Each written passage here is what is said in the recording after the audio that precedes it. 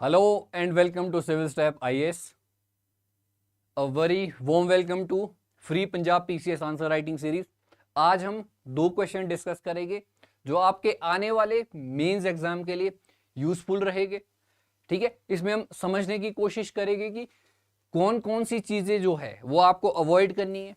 ठीक है, कैसे इस क्वेश्चन को और जो भी क्वेश्चन हो गया आपको हैंडल करने हैं और कौन सी चीजों से आप अवॉइड कर सकते हैं। ठीक है, सो लेट्स स्टार्ट। देखो, फर्स्ट क्वेश्चन है हमारा, explain how recent innovations in public private partnership contract designs are playing a vital role in enhancing private sector participation in infrastructure development. कि जो पूछा है कि जो पब्लिक प्राइवेट पार्टनरशिप होती है कि वो कैसे एक वाइटल रोल प्ले कर रही है प्राइवेट सेक्टर की पार्टिसिपेशन का इन इंफ्रास्ट्रक्चर डेवलपमेंट। कि इंफ्रास्ट्रक्चर के डेवलपमेंट में पब्लिक प्राइवेट पार्टनरशिप का रोल कैसे वाइटल रोल बताया गया। ठीक है, तो देखो हमने इस क्वेश्चन को हैंडल कैसे करना है। सबसे पहले तो हमें फोकस कहां पे करना है, जो डायरेक्टिव वर्ड जो हमें बताया गया है दैट इज एक्सप्लेन। ठीक है, कि हमें क्लेरिफाई करना होगा कि जो इनोवेशंस है और कैसे हम पार्टिसिपेशन को बढ़ा सकते हैं। ठीक है, नेक्स्ट है कि फोकस कहां पे करना होगा, we have to focus more on problems बतानी होगी in traditional public private partnership के। ठीक है, और एग्जांपल्स बताने होंगे इंडिया में, जैसे हाइब्रिड एनवीटी मॉडल है। ठीक है, बिल्ड ऑपरेट ट्रांसफर मॉडल है, बीओटी मॉडल्स पे जनरली आजकल जो जितने भी हाईवेज बन रहे बीओटी मॉडल पे काम कर रहे हैं। ठीक है, और इस आंसर में स्कोप क्या है इस आंसर का कि कैसे हम इसको अप्रोच कर सकते हैं। जो इंफ्रास्ट्रक्चर सेक्टर का स्कोप बताना होगा, ठीक है, कॉन्ट्रेक्चुअल इनोवेशन का स्कोप बताना होगा और फाइनेंशियल और लीगल रिस्क शेयरिंग मैकेनिज्म बताना होगा। ऑलराइट, तो ये सारी चीजें हमें केटर करनी होगी। ठीक है, और किस चीजों से हम बच सकते हैं, कौन सी जो ऐसी थिंग्स है दैट वी शुड अवॉइड। हमें सिर्फ और सिर्फ पीपीपी मॉडल्स को डिफाइन नहीं करना है। ठीक है, और स्कीम्स की लिस्टिंग से भी बचना है। ठीक है, without linking them to contract design. Alright, देखो हम अगर कुछ भी स्टेटमेंट लिख रहे हैं we have to substantiate it with some proof. ठीक है, कुछ सब्सटेंशियल आर्ग्यूमेंट होना चाहिए, सिर्फ और सिर्फ हम कुछ वेग स्टेटमेंट नहीं लिख सकते। ठीक है, और रिस्क एलोकेशन को भी इग्नोर नहीं करना है। ठीक है, और ओनली एडवांटेजेस भी नहीं लिखनी है, we must show how innovation की वजह से कैसे पार्टिसिपेशन इंक्रीज हुआ है। ऑलराइट, देखो अगर हम इंट्रोडक्शन की बात करें, हम लिख सकते हैं कि जो हमारा नेशनल मोनेटाइजेशन पाइपलाइन स्कीम है, ठीक है, ये क्या कर रही है, it is targeting 6 lakh crore by 2025 और एक शिफ्ट बता रहा है from structured PPP frameworks for unlocking asset value. Alright, as part of this push innovative PPP models like output performance linked payments and standardised model concession agreements are being leveraged. ठीक है, तो ये सारी चीजें हम नेशनल मोनेटाइजेशन पाइपलाइन के बारे में लिख सकते हैं। ठीक है, देखो नेक्स्ट बॉडी में हम क्या चीजें लिख सकते हैं, जो हमारी बॉडी होनी चाहिए, risk responsive revenue structure to derisk investment. कि जो हमारा रिस्क रिस्पॉन्सिव रेवेन्यू स्ट्रक्चर है वहां से हम डी रिस्क इन्वेस्टमेंट की ओर मूव कर रहे हैं। ठीक है, इसमें हम देखते हैं हाइब्रिड एनवीटी मॉडल है जो क्या प्रोवाइड कर रहा है कि गवर्नमेंट बैक्ड एनवीटी पेमेंट। ठीक है, कि अब रिस्क कम होगा इसमें कि अब क्योंकि सरकार क्या कर रही है कि गवर्नमेंट बैक्ड एनवीटी पेमेंट्स। ठीक है, under HAM traffic risk is borne by the government, कि अगर कोई रिस्क जनरेट होता है that is borne by the government. ठीक है, it ensures predictable cash flows. ठीक है, और एक्सपोजर टू रिड्यूस करता है मार्केट फ्लक्चुएशन का।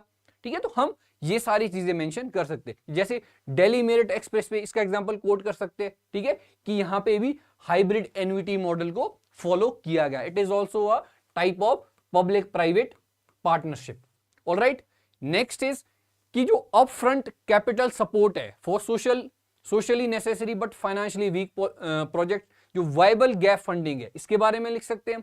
ठीक है, कि इससे क्या होगा, it enhances our financial feasibility को बढ़ाएगा, एनकरेज करेगा प्राइवेट पार्टिसिपेशन को। ठीक है, और एक्सपेंड करेगा हमारा पब्लिक प्राइवेट पार्टनरशिप को into our urban spaces. Example क्या है, जो इंदौर का हमारा वेस्ट टू एनर्जी प्लांट है उसको 51 करोड़ अंडर स्वच्छ भारत मिशन में मिले। ठीक है, next is our equitable and rational risk allocation, जो मॉडर्न पीपीपीज है। ठीक है, जो इनका फ्रेमवर्क है, it should emphasise on balanced risk sharing based. ठीक है, देखो इसमें क्या हो सकता है, जो कंस्ट्रक्शन का रिस्क है वो प्राइवेट पार्टी का है, और जो ट्रैफिक का रिस्क है और जो डिमांड का रिस्क है that is on government. Alright, next is जो रिड्यूस्ड अपफ्रंट इन्वेस्टमेंट बर्डन है। जो हाइब्रिड एन्युटी मॉडल है it allows up to 40% of project cost, ठीक है, और that is to be paid by during construction, reducing capital strain and enabling faster financial closure. देखो हो क्या रहा है कि हाइब्रिड एन्युटी मॉडल से कि जब आप for example express way is made on the basis of hybrid annuity model, ठीक है, उससे क्या हो रहा है कि अप फ्रंट कि आपको उससे पहले ही आपको 40% ऑफ जो कंस्ट्रक्शन की कॉस्ट होगी that is paid by the government, ठीक है। तो जो फाइनेंशियल बर्डन होगा वो प्राइवेट पार्टनरशिप, जो प्राइवेट प्लेयर्स होंगे उन पे ये नहीं आएगा। ऑलराइट, द्वारका एक्सप्रेसवे में up front 2900 crore fund private party को दिया गया था।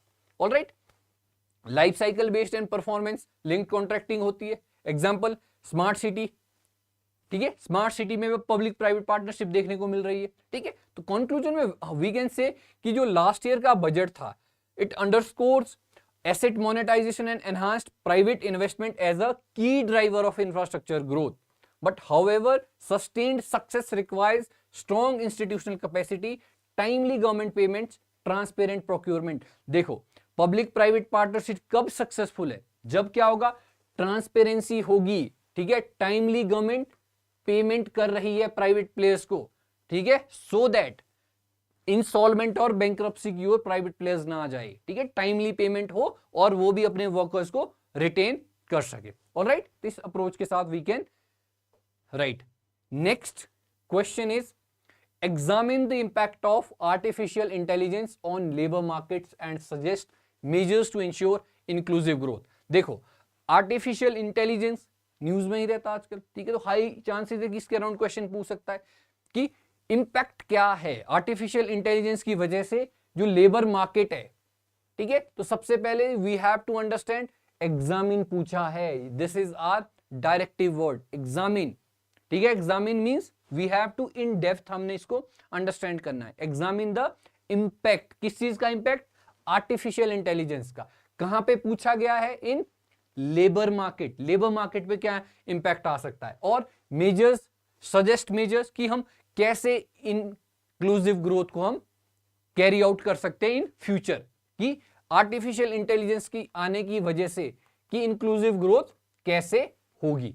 ऑलराइट, देखो इंट्रोडक्शन में हम क्या बता सकते हैं कि जो एआई है, आर्टिफिशियल इंटेलिजेंस है, it represents a creative destruction, कि हमने खुद क्रिएट किए ये destruction, creative destruction moment from for labour markets, ठीक है। IMF भी क्या बोल रहा है, it estimate 40% of the global employment जो है it is expose to AI, कि मतलब 40% लोगों का क्या हो सकता है, इससे जॉब लॉस हो सकता है एआई की वजह से, ठीक है, और प्रोडक्टिविटी कम हो सकती है, और स्ट्रक्चरल अनएम्प्लॉयमेंट के चांसेस ज्यादा देखने को मिलते हैं। स्ट्रक्चरल अनएम्प्लॉयमेंट क्या है कि अगर मेजर कोई रिफॉर्म्स आ रहा है, फॉर एग्जांपल एई आ रहा है, ठीक है, एआई की वजह से क्या हो रहा है, स्ट्रक्चरल अनएम्प्लॉयमेंट आएगी, because everybody is not use to AI, ठीक है, कि आपकी स्किल मिसमैच का इशू देखने को मिलेगा, जैसे जीएसटी के बाद स्ट्रक्चरल अनएम्प्लॉयमेंट हुई थी, ठीक है। तो वैसे ही एआई के आने के बाद भी क्या देखने को मिलेगा, स्ट्रक्चरल अनएम्प्लॉयमेंट की स्किल मिसमैच के इशू देखने को मिलेगी, ठीक है। इंपैक्ट लेबर मार्केट पे क्या हो रहा है,